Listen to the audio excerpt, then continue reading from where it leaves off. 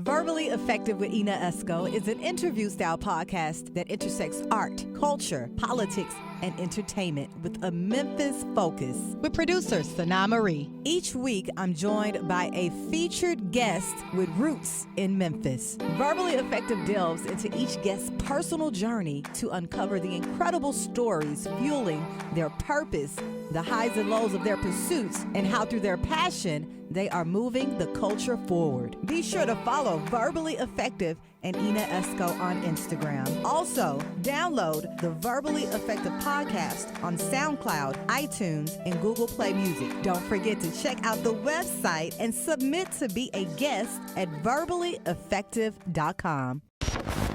Hey guys, welcome to another edition of the Verbally Effective Podcast. My name is Ina Esco. Thank you guys for joining us yet again. You know, this podcast intersects art, culture, politics, entertainment with a Memphis focus. That's right. We talk to all of the people in Memphis that are doing absolutely amazing things. You're going to get to know them today. So check it out. Before we get started, I want to shout out the Consortium MMT, Brandon Lewis, Patrick Harden, and I also want to send a big shout out to our new sponsor. His name is Emil Segui Jr. with Cxcix Prep. Tax Prep. Did I say that correctly? Tax Prep. Let me give y'all his number so he can still drop that cheese off.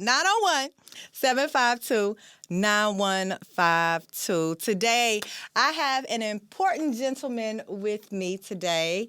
It is because of him I am sitting in this chair in this wonderful studio, and I'm so grateful to him. He is the president and CEO of the Black Business Association. I'm talking about Mr. Ernest Strickland. What's up, Ernest? How's it going? Good to be with you. Good to be on this side of the table. I know, right? I know. We have come so far, Ernest, since I've first met you, and you're doing some amazing things in the city. How you feeling today? I feel great. I feel great. You know, I was telling you off camera that Memphis, if we were public traded, I would buy all the stock I could afford. I'm very pro-Memphis. Pro-Memphis, yes. You are pro-Memphis. Are you originally from Memphis? I am. I'm from What South part? Memphis. South Yeah, I'm Memphis. from South Memphis. What about South Memphis? It's a couple places. My grandmother lived in Claiborne Homes for a long period of time. 581 F. St. Paul. You know it's a project when the number's a letter. And the other grandmother lived in Pine Hill. So I grew up between Claiborne Homes and Pine Hill. Wow. How was that?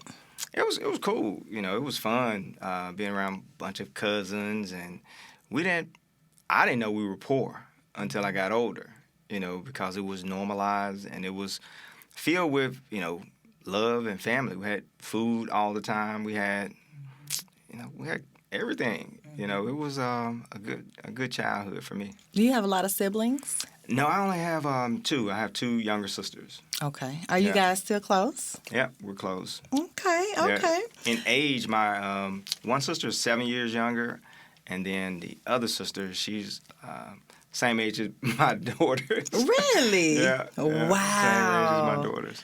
Okay, so the young Ernest Strickland, what were you into, and what high school did you go to? Hamilton. Hamilton, okay. Hamilton Wildcats. I was into, you know, just normal things, you know, and I had a lot of freedom as a young kid. My family trusted me. I was slick. I knew how to, you know what I'm saying, stay out of trouble, and as long as I stayed out of trouble, you know, they didn't bother me. They let me pretty much do what I needed to do what I wanted to do. But I was always, you know, an old soul as well. I could tell. Yeah. I could tell. Were you very studious? I was very studious. Okay. So you ain't hang out with the gangsters and all of them? Or you was cool with the gangsters? I was cool with them. Like, you know, drug dealers used to buy me tennis shoes. Okay, you was real cool. Yeah, they used to take care of me, you know, to make sure that I stayed straight and narrow. They saw something in me, you know, that I had some potential, and luckily I was around some good older dudes. You know? It's good to know a lot of different kind of people. My daddy always told me that. Yeah. Always told me that. Okay, so what did you do after you graduated from Hamilton High? So I left Hamilton, and I really wasn't thinking about going to college, to be honest. I have a good friend of mine. his mom, I was going over his house to pick him up so we can hang out. His mom was completing his financial aid for Jackson State. And she said, Ernest, what you gonna do? I said, I'll probably just, chill. So she said, well, I have another application. And she completed the application, got me signed up, and offered to Jackson State with him as his roommate. Wow. Now, I didn't stay there long. How I was long only did you there stay? for a semester. Why is that? Well, it was something about, selling gallons of beer next to the freshman dorm that didn't go well with my calendar and my schedule. Oh, wow. And so I transferred from Jackson State and went to your school, Lemoyne Owens. Okay, I didn't know you went to Lemoyne. I went to Lemoyne Owens for a semester. Another semester. Why is this a semester at LOC? I don't know. I wasn't mature, and I really never wanted to go to college. And so as a young person, college wasn't for me. And so I stopped going to college and started working different jobs, and later went back as an adult and got my degree from the University of Memphis and another degree from Bethel, my MBA. But you can see two different people when you look at that transcript. An adult learner and a young person who wasn't really interested. It really was like two different people. Wow. So you finally said, hey, I'm going back to school. I got to take care of this. I was a late bloomer, I would say. I always had a lot of potential, but I didn't have a lot of drive. To be honest, I was told that it was easier for a camel to get through the eye of a needle than a rich man to get to heaven. And so I never wanted to be rich. I wanted to make like $50,000. To me, that was cool. And amazingly, I would sabotage my growth because my thermostat was set at $50,000. Oh, wow. Yeah. Isn't that something? Yeah. And you know what? That's interesting because you motivate so many people. You drive them. And for you to have to grow into motivation. that. Yes, that's really interesting. Wow. So let's talk about that for a second. You are currently the president and CEO of the Black Business Association in Memphis. For those that don't know what the Black Business Association is, tell everybody what that is and what do you do? So the BBA Memphis is a 47-year-old trade organization. We focus on the well-being, the business well-being of Black companies, helping Black companies to grow, to sustain themselves, and to be successful. In this role, I'm privileged to wake up every day and serve Black people that try hard to grow a business, and that can be very difficult. And so, Memphis being a majority-minority city, if Black businesses are not successful, we won't ever be successful. And so I always tell people, in order for us to move from the cusp of greatness to realizing greatness, it's going to depend on how successful Black businesses are. So a very important organization. Wow. And I'm glad you mentioned that because, like you said, this is a 40-year organization, and you think about what was going on 40 years ago out here.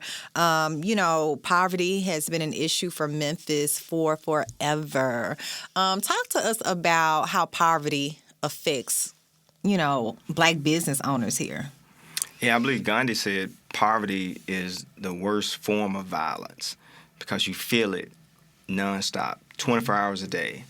And it's a mindset as well. When you get that defeated mindset, it's hard for you to go out and, have ambition. It's hard for you to go out and tap into that God-given potential that you have because you're mentally defeated. And, it's like anything else. What you see becomes a reflection of what you think.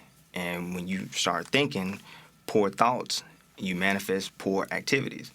And so it's very critical that we start to shift from poverty-centered thinking to wealth creation. I love what Mother Teresa said, and I talk in quotes and parables a lot. That's how I learn, and so that's how I share. But Mother Teresa says she will not go to a anti-war rally, but she'll go to a peace rally. Same rally, but the way that you look at it is different. And so I don't want to focus on poverty eradication. I want to focus on wealth creation, and you get poverty for free. Okay, you sure do get poverty for free out here. So let's talk about wealth creation and let's talk about diversity in Memphis because, like you mentioned, this is majority African Americans in this city of Memphis. However, we. It's like we still trying to make some strides around here. And for a city with a higher percentage of African Americans, I don't understand why is that. Can you help me with that? Yeah, it's tough for sure. In Memphis, like many urban cities,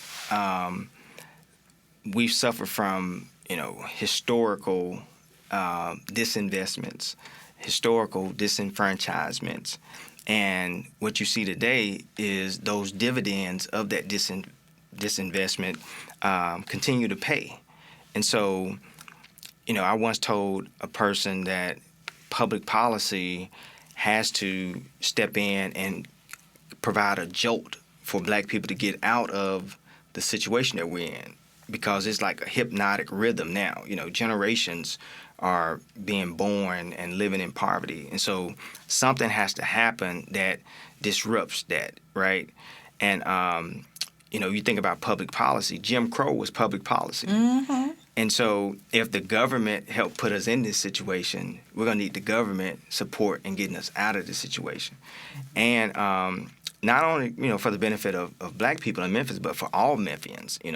My white friends in Memphis, they don't like seeing Memphis, looking raggedy and poverty-stricken as well. They want to have a clean, better Memphis as well. And so it's in everybody's best interest that, we do something different and we do something special.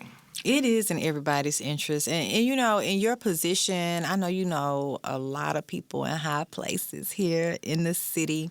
You said some of your white friends, they don't want to see the city like this. I mean, what do they want to see? Right. I know they don't want to see the city look raggedy, but are they contributing to the diversity and the wealth creation? Are they trying to help us out? Well, I think there's an understanding in Memphis. You think about the new Ford project that's coming to town. There's an understanding that project won't be viewed as a success unless black people have a piece of that pie. And it's a big pie. It's $5 billion piece of the pie. And so tell us about that project for those that may not know what you're talking about. So Ford decided to build their electric F-150 pickup trucks in Haywood County, right outside of Memphis. And, of course, the workforce and the businesses and the construction that goes into that, a lot of it will come out of Memphis. And so just as the Olympics and the building of the airport in Atlanta was that catalyst for Atlanta to birth black millionaires, Ford is our Atlanta moment. Wow. And so, when is that coming? They're starting site work this year.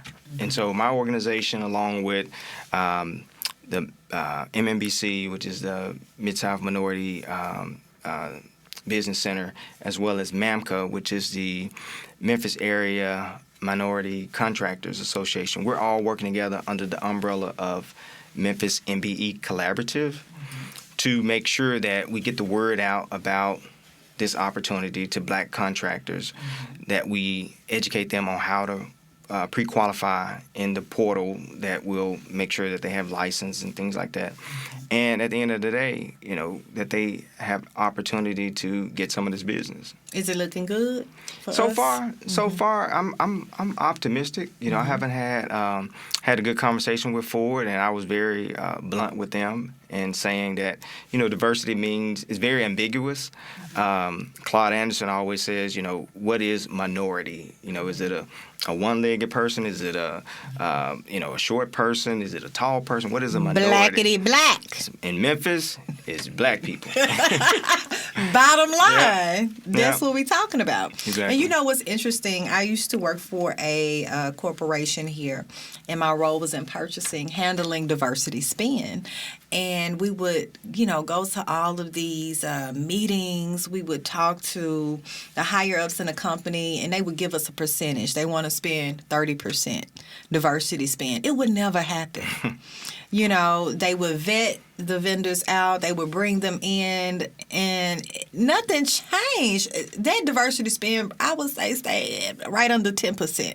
So, I know your goal with what you do is to increase that spend with the Right. city. So have you seen it increase over the years? Well, I'm new in this role, but what I've seen is there's a lot of Black businesses starting. You've heard about the Great Resignation when people are saying, after the pandemic, people are saying, "Look, I don't want to work no more. I like my freedom. I'm gonna take my chances and bet on myself." Right. Hey, there it is. Perfect example. Right, but look, everybody don't need to be doing it though. You better show yourself in a good position. But people look at it like everybody hiring. Yeah. It's an interesting time for sure. And so we're seeing a lot of activity. Now we have to make sure that activity leads to impact and leads to people getting checks for their service or for their products. Wow. So your organization, the BBA, are you all training people? Are you all, preparing them and things of that nature? Yeah, we do a little bit of everything. We do some technical skills training. We also work with vendors. For instance, what we find Black companies really need are marketing. They need proper bookkeeping and accounting. Access to capital, which is the cousin of proper bookkeeping and accounting, and also support with leases and legal, understanding the leases that they're about to go into. Too often we have a Black restaurant that is looking at a lease through the lens of where can I get the cheapest rent, but not is this rent also in a location that will support market-wise the product that I have. So it's more complex than just getting the cheapest rent. You have to take other variables into consideration. So we provide some assistance in those areas. Great. Now, what do you feel is the most challenging, piece of the work that you do with the BBA? I would say just building the foundation and infrastructure within our organization to be able to support the lofty goals that we have.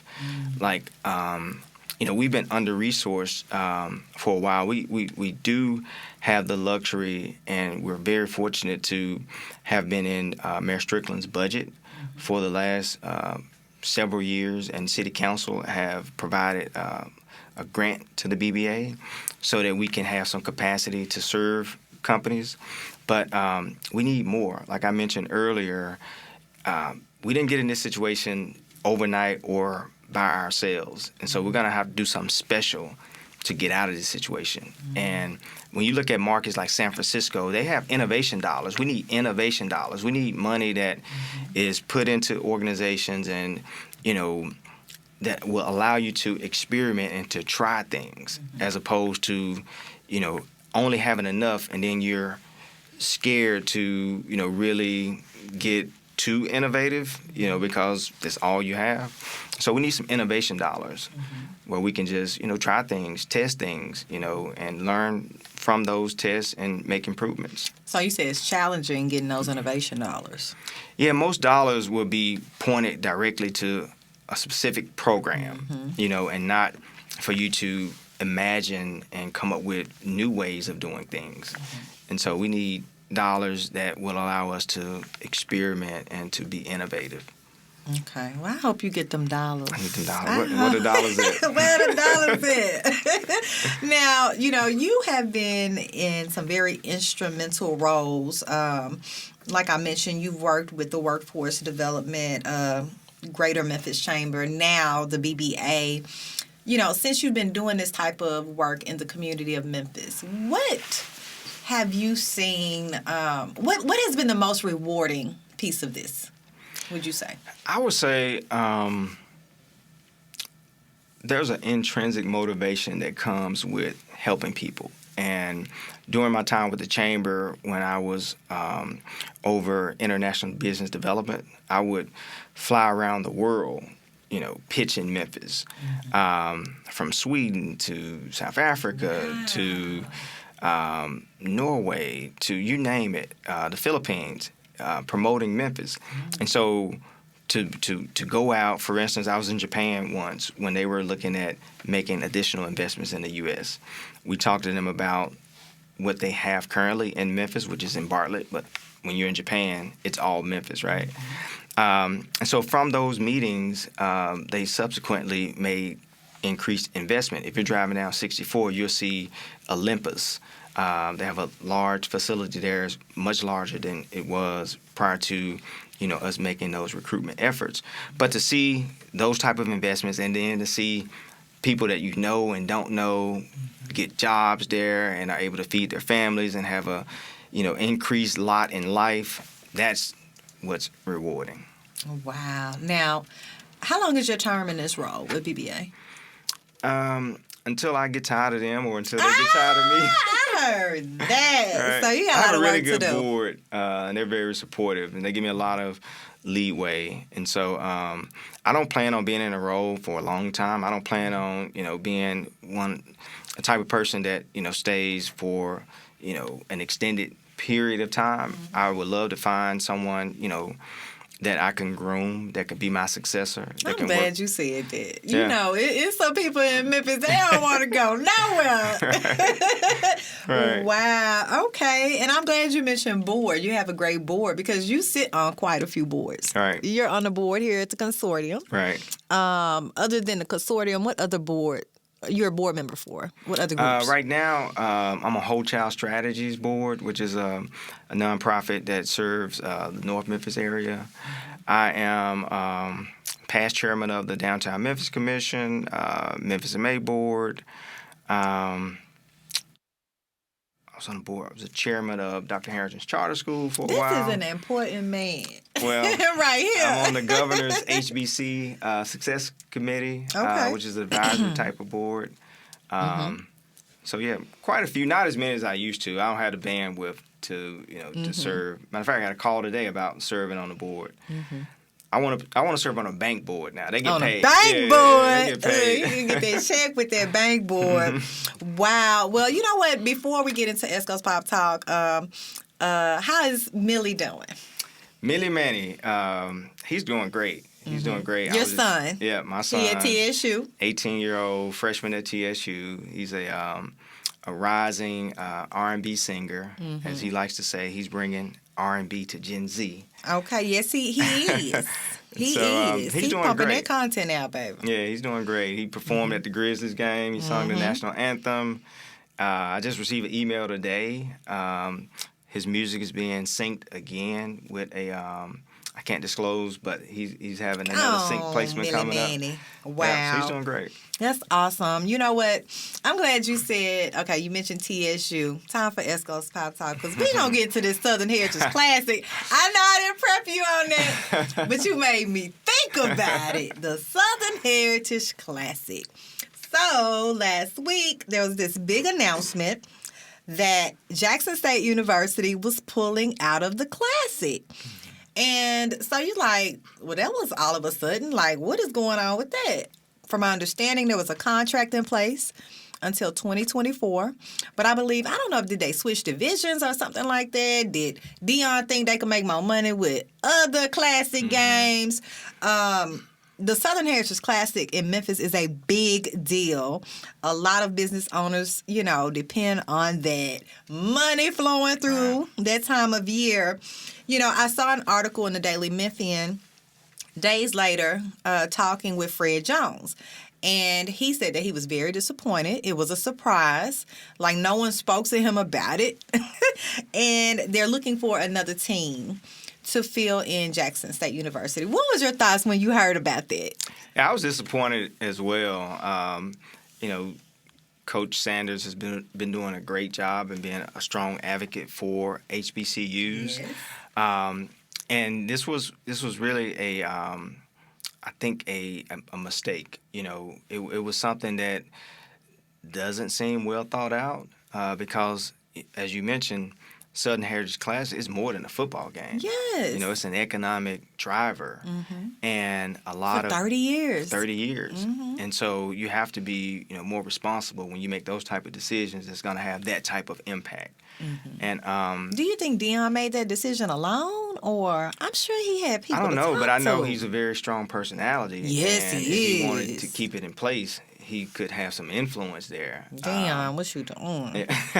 So I don't know whose call it was, but hopefully, I would think that he would fight for at least scaling, phasing it out, not something that's abrupt. People So abrupt. Yeah, people, have projected their sales based on this event. And so I don't think he would want to hurt those businesses, but I just think it was a premature decision. Do you think that Fred will find another team to fill that void? I think so. I think he has a 30-year track record that he can share to any team that he pitches on being a part of, this prestigious event. And I'm sure there are many teams that would love to be a part of this type of legacy. Yeah. I can't imagine just no more Southern Heritage Classic around here. Yeah.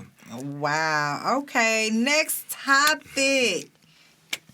My former guest, Senator Katrina Robinson, was here maybe 6 months ago, and under a lot of scrutiny with her fellow senators. She was under investigation about misuse of funds, right?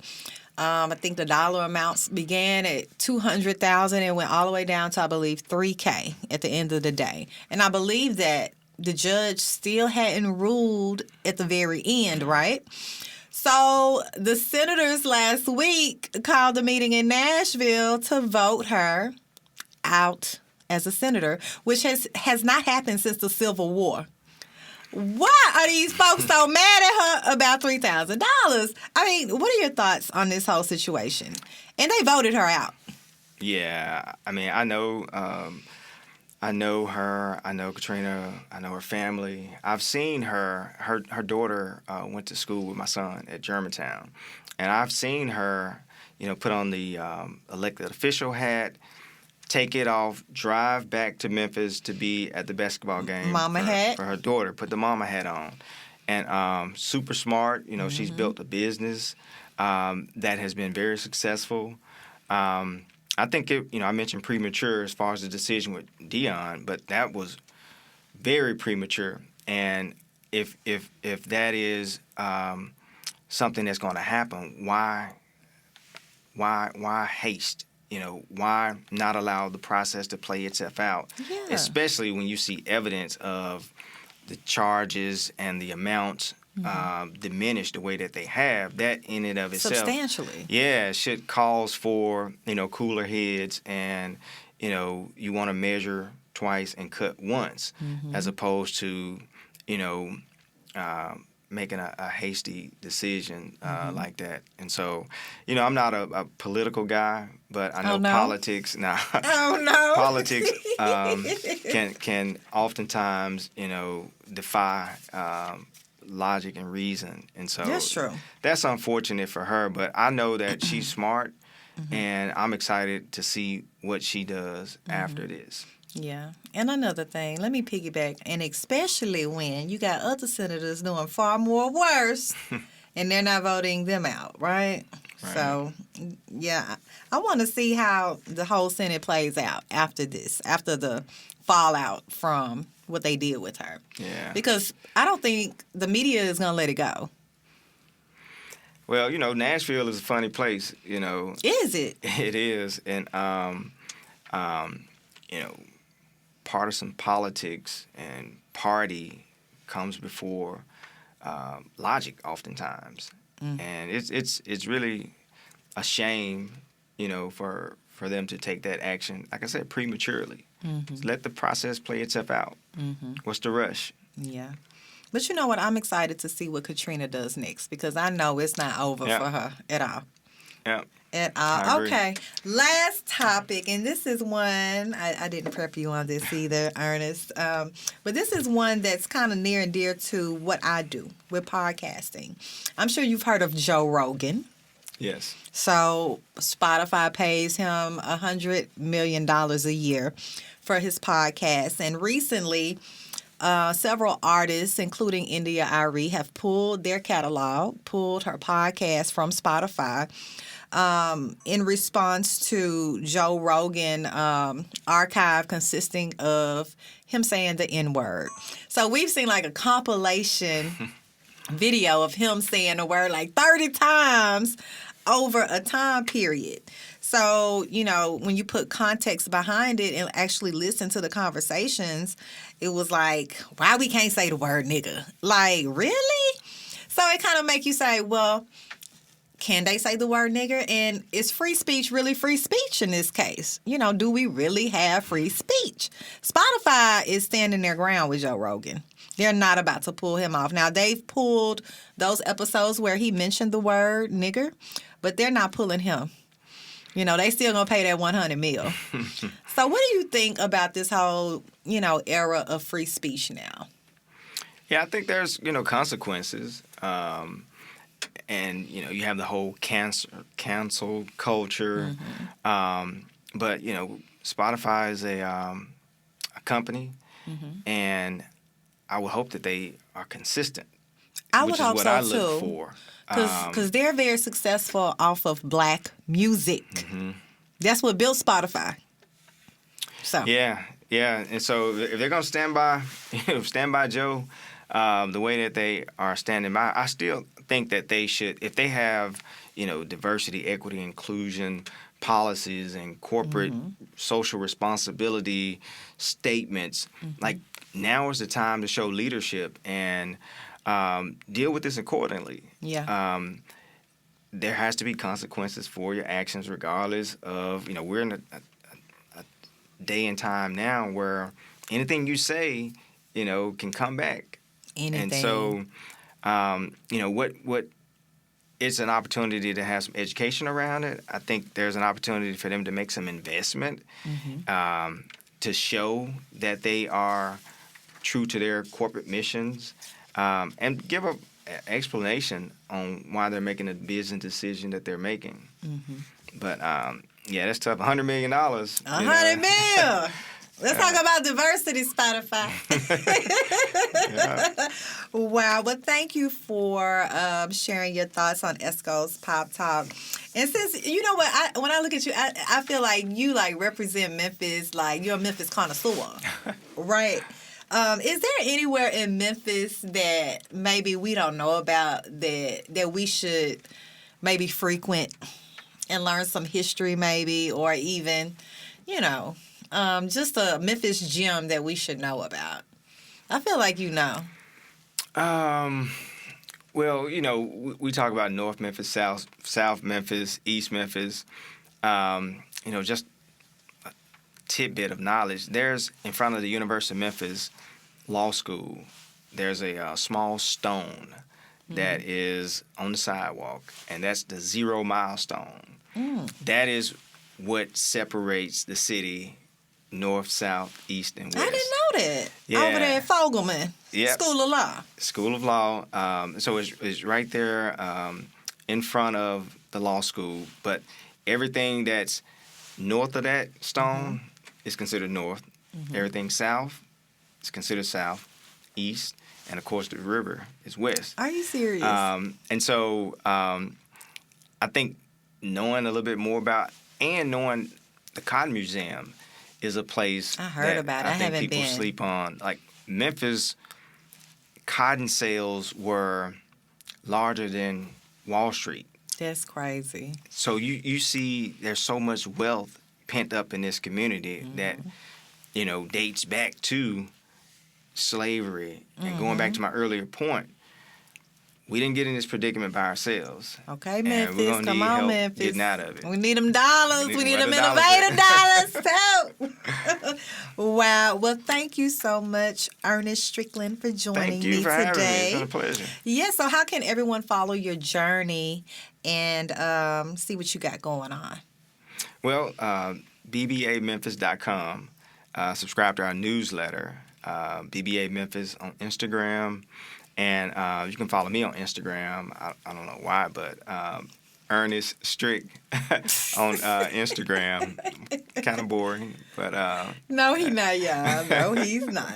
Oh, wow. Well, any advice for these Memphians out here that may want to grow their business and, get some wealth creation stimulated? Can they come to you? Yeah, absolutely. Just schedule an appointment to come see us. We'd love to sit down. A lot of people come and just talk about ideas. Sometimes it's just helpful to bounce something off a person. That's true. And it doesn't cost you anything to come and have that conversation with us. We're happy to go in our Rolodex. I'm old, so I'll say Rolodex. He keeps saying he's so serious. To help people and point them in the right direction. So, the BBA is a good place to come. All right. Well, thank you so much, President and CEO of the BBA Memphis, Ernest Strickland. Thank you for joining me today, sir. Thank you for having me. You're welcome. You are absolutely amazing. And thank you guys for joining me on the Verbally Effective Podcast. Don't forget to check out our new sponsor, E. Neil Segee Jr. with Exact Tax Prep. Call them at 901-752-9152. See you guys next week. Thank you.